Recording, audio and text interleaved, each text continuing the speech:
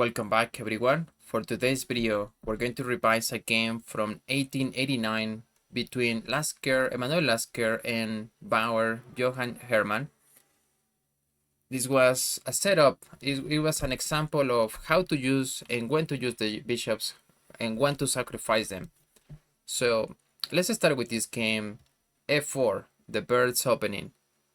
Emanuel Lasker was known for experimenting from time to time with different openings, but in a classical game, this was a bit of a surprise. So, okay, we get d5, e3, knight f6, b3, e6, bishop to b2. And so far, Emanuel Lasker will tell you to develop your knights before bishops. But he's gonna break the rules, like any great grandmaster or super grandmaster. So he breaks the rules here. He also has a great bishop, right? The long diagonal. Bishop to e7, bishop to d3. So he has finished developing his bishops. Now b6, knight to f3, bishop to b7. Both sides are going to develop their pieces, their minor pieces, and castle. Okay, now we get to this position where knight is going to reroute here, and what I want to do with white is to trade knights. Then what you have to do here with black to neutralize the bishops, you have to get rid of at least one of them, right? So they have to play something like knight c5. Knight c5. Once I make my move with white, they take, I take here, and I only have one bishop. I don't have a great attack.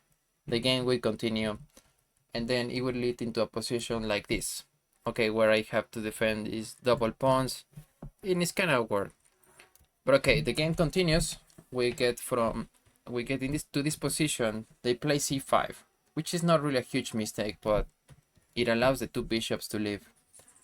Now we reroute the knight to g3, queen c7, knight to e5, and knight takes on e5.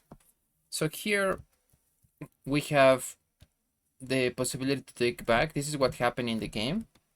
And to be a little bit more spicy in this game, we can take with a pawn. Then they will be forced to move and defend this position. And this is also very, very hard to defend.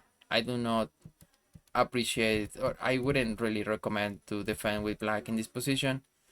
So let's go with this line where we continue. Knight takes on e5, we take with the bishop. Okay, the game goes on. Queen goes to c6, queen e2. And apparently for black, I'm gonna flip the board for a sec.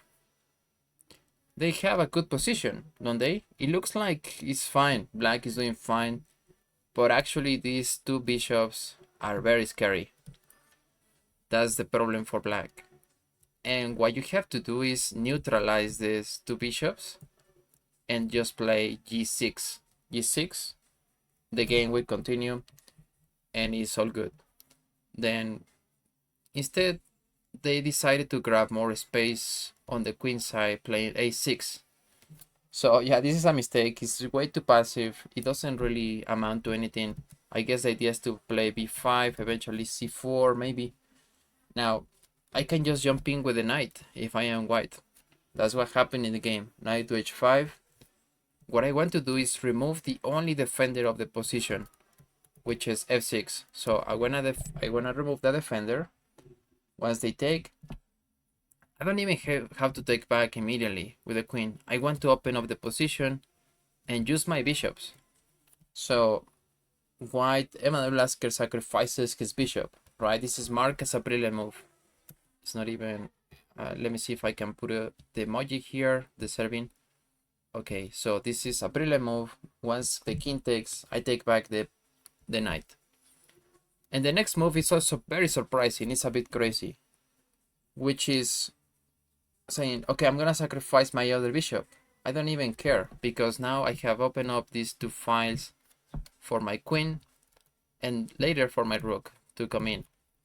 So yeah, that's what happened in the game. And this isn't even marked as a brilliant move. It's just a great move, right? So, but I guess the computer knows the idea behind it, and I cannot put it here. It doesn't really matter. So okay, king takes, then queen goes to g4, and it's important to put the king to the h5, otherwise we let him escape.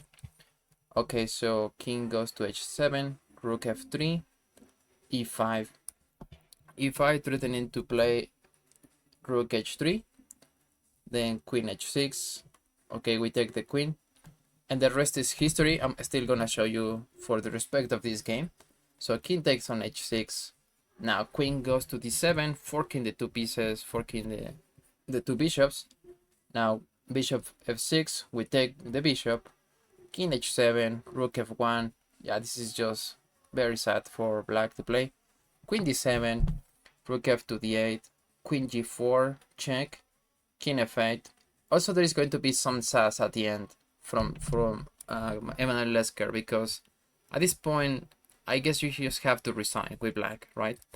F takes on e5, bishop to g7, e6, rook to b7. A little bit of disrespect here, queen g6. This cannot happen, there is a pin.